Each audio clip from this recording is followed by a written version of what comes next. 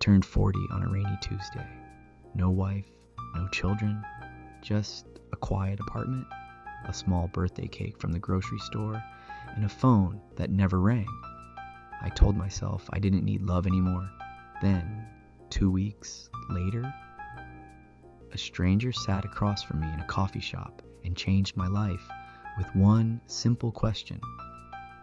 Is this seat taken?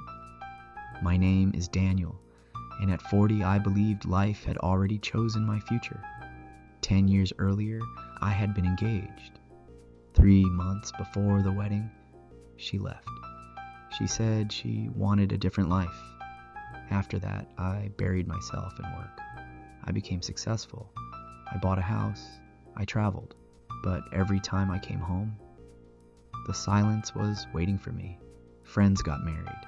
They had children. I became the guy everyone assumed was doing just fine. The truth? I was lonely. Every Saturday morning, I visited the same little coffee shop. One rainy weekend, every table was full. A woman walked in carrying a soaked umbrella. She looked around and smiled. Mind if I sit here? I nodded. Her name was Emma. She was 38, recently divorced. Neither of us was looking for a relationship. At least, that's what we told ourselves. For the next few weeks, we kept running into each other. Sometimes by coincidence. Sometimes, maybe not.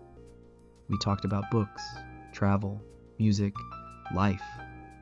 Unlike anyone I dated before, Emma never tried to impress me. She laughed at my terrible jokes. She challenged my opinions. She made ordinary conversations feel extraordinary.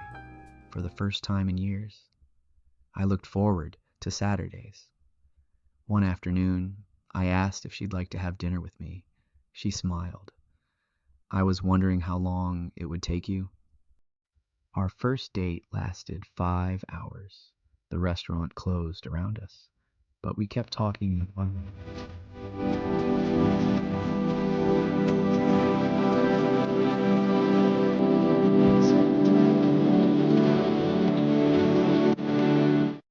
Just when everything seemed perfect, Emma started pulling away. She canceled plans. She stopped answering messages quickly.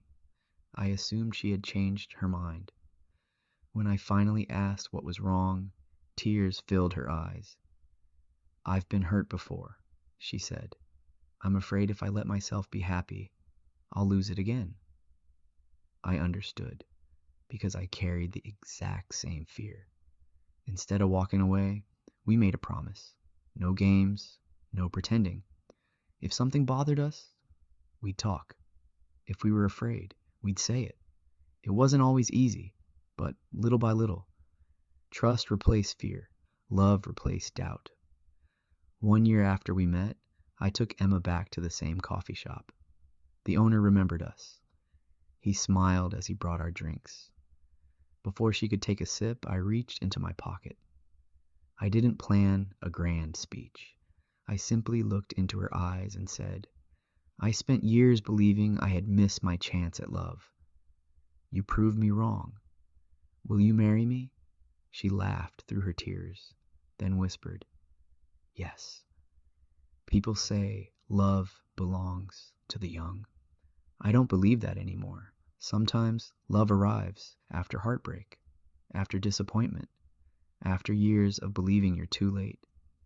I found the greatest chapter of my life at 40, not because I was searching harder, but because I had finally learned that real love isn't about finding the perfect person. It's about finding someone who makes ordinary days feel extraordinary.